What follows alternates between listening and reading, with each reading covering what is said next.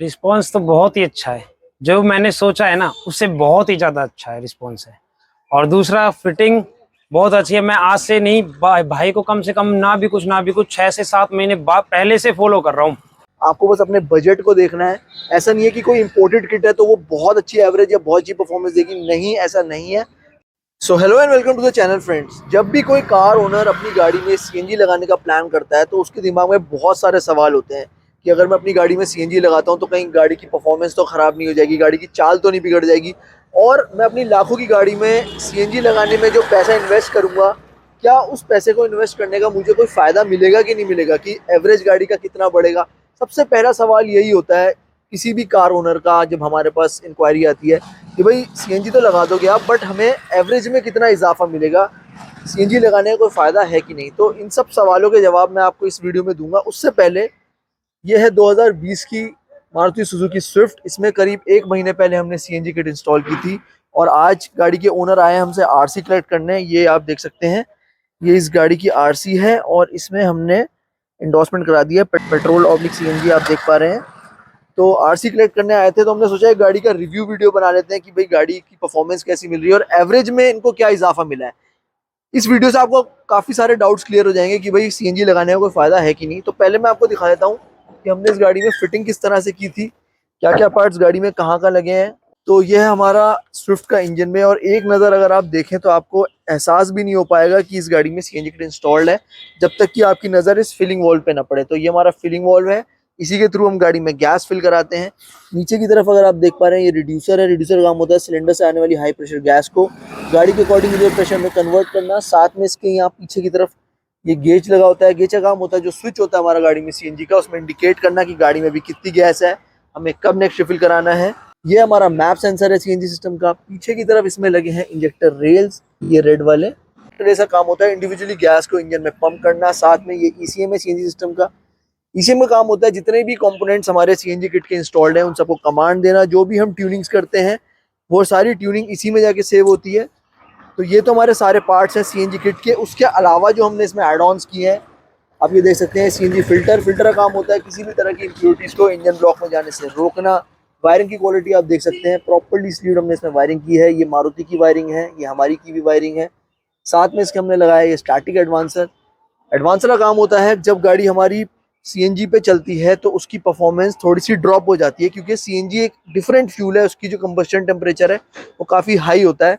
तो इस वजह से जब गाड़ी सीएनजी पे चलती है तो परफॉर्मेंस में ड्रॉप आ जाता है। तो एडवांसर क्या करता है, हमारी स्पार्क टाइमिंग को इम्प्रूव करता है ताकि वो जो परफॉर्मेंस का ड्रॉप है वो महसूस ना हो और गाड़ी आपकी सेम वैसी की वैसी चले जैसे कि पेट्रोल पे चलती है। बहुत से इंस्टॉलर्स अवॉइड करते हैं इस एडवांसर को लगाना, वो बहाने बनाते हैं कि भाई 4 सिलेंडर की गाड़ी में ज़रूरत नहीं है, या मारुति की गाड़ी है, हुंडई की गाड़ी है, होंडा की गाड़ी है, ज़रूरत नहीं है। मतलब अलग अलग उनके रीजंस होते हैं।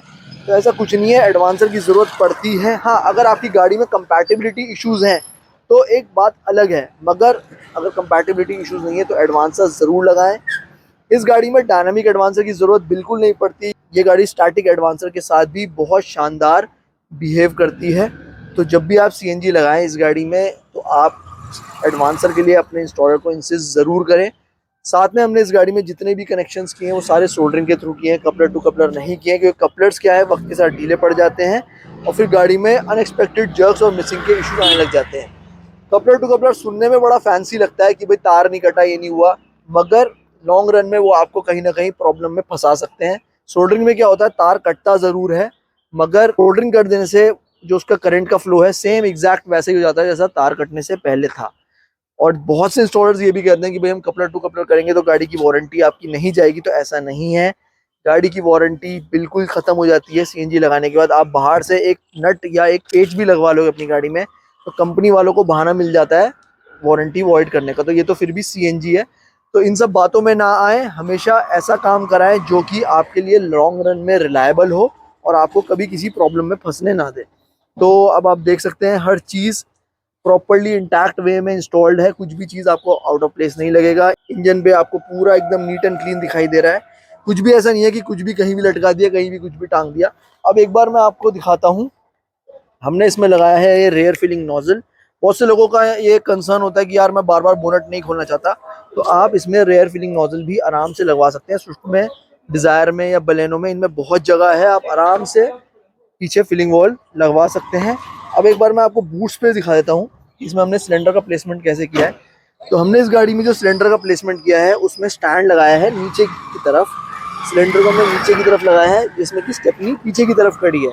इस गाड़ी में आपके पास दो ऑप्शंस अवेलेबल हैं, आप स्टैंड को थोड़ा सा ऊंचा करके भी लगवा सकते हैं जिसमें कि स्टेपनी अपनी जगह पे रहती है और स्टैंड के नीचे अच्छा खासा लगेज रख सकते हैं। मगर as per the owner preference वो चाहते थे कि भाई मेरे को ऊपर थोड़ा सा प्रैक्टिकलिटी चाहिए, मैं ऊपर सामान रखना चाहता हूँ, थोड़ा उनका ऐसा काम है कि उनको सामान वामान ज़्यादा रखना पड़ता है, तो उन्होंने इस तरह का सेटअप प्रेफर किया।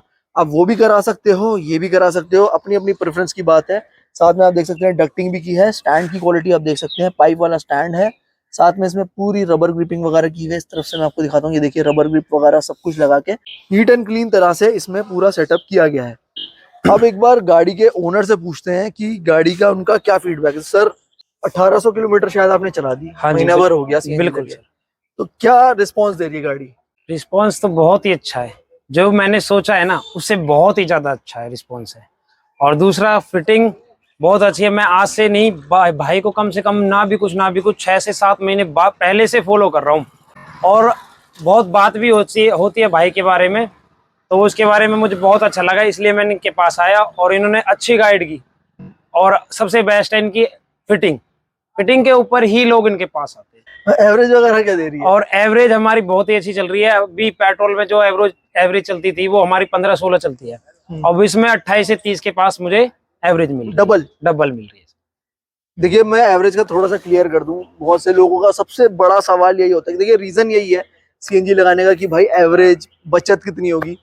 तो एवरेज निकालना आपका काम है। मुझसे लोग कहते हैं, भाई ने बता दिया भाई मेरी स्विफ्ट इतना दे रही है, तो लोग मुझसे पूछते हैं कि भाई स्विफ्ट कितना देती है। तो सारा खेल क्या है, भाई चलाते हैं बहुत आराम से, तसल्ली बख्श गाड़ी चलाते हैं, तो इनको डबल का गेन मिल रहा है। अब कोई हैवी ड्राइवर हो तो उसको मिलेगा 50-60% का गेन, मतलब अगर वो 15-16 निकाल रहा था तो वो 22-23-24-25 ऐसे निकाल सकता है।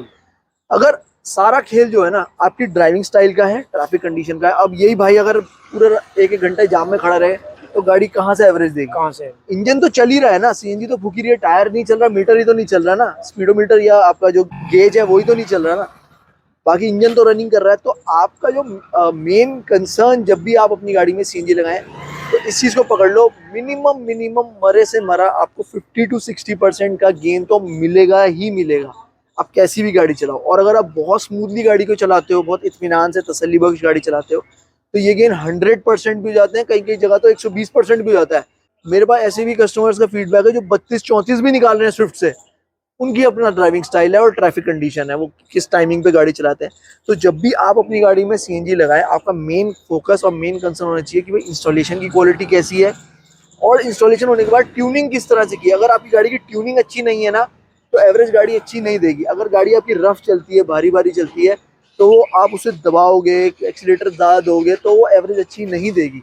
तो हमेशा आपका मेन फोकस होना चाहिए फिटिंग जो कर रहा है बंदा वो कितना साउंड है, वो टेक्निकली उसे कितना पता है कैसे कैसे मुझे कितने कितने कहाँ कहाँ पार्ट्स लगाने हैं, इंजेक्शन किस तरह से करना है, जो नोजल साइज है वो किस तरह से देना है, नोजल का इनपुट किस तरफ से देना है। तो ये सब चीज़ें उसको पता होनी चाहिए। बाद में जो ट्यूनिंग कर रहा है बंदा उसे पता होना चाहिए कि भाई गाड़ी की जो चाल है वो पेट्रोल पे कैसी है। अगर वो पेट्रोल पे गाड़ी की चाल नहीं समझता तो वो सीएनजी पे उसको सेट नहीं कर सकता। तो गाड़ी की पेट्रोल की चाल समझेगा तो ही सीएनजी की ट्यूनिंग उस लेवल तक पहुंचा पाएगा कि भाई गाड़ी एज गुड एज पेट्रोल चले। और उसे अपनी किट का भी पता होना चाहिए, भाई किट में कितनी मेरी पोटेंशियल है, कहाँ तक मैं इसे सेट कर सकता हूँ। तो इन सब चीज़ों का जिस बंदे को पता होगा तो गाड़ी आपकी हमेशा बहुत अच्छा परफॉर्म करेगी, अच्छी एवरेज देगी, कोई दिक्कत नहीं आएगी। और ब्रांड पे फोकस करना छोड़ दो, ब्रांड सारे अच्छे हैं, जितने भी गवर्नमेंट अप्रूव ब्रांड है सब एक नंबर है। आपको बस अपने बजट को देखना है। ऐसा नहीं है कि कोई इंपोर्टेड किट है तो वो बहुत अच्छी एवरेज या बहुत अच्छी परफॉर्मेंस देगी, नहीं ऐसा नहीं है। सारी kits same performance same average देती है। आपको बस अपने बजट को देखना है और इंस्टॉलर की काबिलियत को देखना है। आप बहुत अच्छा महंगे से महंगा ब्रांड, इंपोर्टेड ब्रांड लगवा लो, इंस्टॉलर को नॉलेज नहीं है। मेरे पास बहुत गाड़ियाँ आती हैं कि भैया मैंने महंगा से महंगा ब्रांड लगाया, सब कुछ लगाया, पर गाड़ी अच्छी नहीं चल रही। रीज़न क्या होता है? तो फिटिंग बेकार होती है। अब मेरे चैनल में जाके देखो पीछे कितनी सारे इंस्टॉलेशन के केसेस आते हैं हमारे पास कि पूरी फिटिंग हमें दोबारा करनी पड़ती है, ट्यूनिंग वगैरह करनी पड़ती है, तब जाके गाड़ी सुधरती है। वही पार्ट वही किट्स दोबारा से रीयूज किए जाते हैं और फिर गाड़ी सही चलती है। तो अब आपको देखना है कि आपको किस तरह से काम कराना है अपनी गाड़ी में। सर हमारे सेटिस्फाइड है, बहुत बिल्कुल नहीं, कोई दिक्कत परेशानी? कोई परेशानी नहीं। अगर परेशानी है तो भाई बैठे हैं।